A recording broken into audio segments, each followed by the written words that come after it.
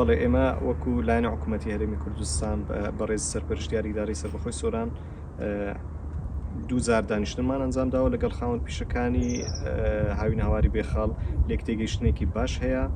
ئینشەڵا بێخاڵ سەر لە نوێ بنیادەنرێتەوە بە شێوەیەکی مۆدێرن و جوان بۆ ئەوەی زۆرترین گەشتیار ڕووی تێ بکات و یعنی جێی ڕەزامەندی گەشتیاران بێت. بەشێک لە کەسانێک کە لەوێ خاوەن ممکن پرسی ئەویان هەیە کە لە دوایەوەی کە دووبارە ئەو ماستەرپلانە گەشتیارە جێبەجێکرا شوێنەکە بێ بە موشە حکوومەت. ئەمە تاسان ڕاستە ئەو کەسانەی کە لەوێ خاوەن ممکن سوودمە دەبنەوە لەم پرۆژەیە دابینێنانەوە خۆی تێگەیشتنێکی خراپ لەم بابەتەوە هاتوتە ئاراوە بەداخەوە چکە لە ئەسڵدا هەمووی هەر مڵکی گشتیە مڵکی حکوومەتە بە مساتە ئێستا ئەوان بەڕێوەیە بن.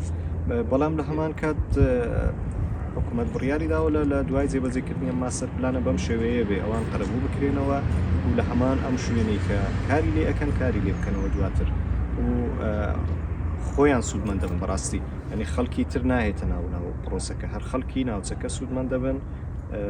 من پێم وایە لە دانیشتنەکانی داهاتوو باشتر ئەتوانین تەوزیح بدەین و باشتر لێک تێگەیشتنی باشتر هەبێ لە بینمان.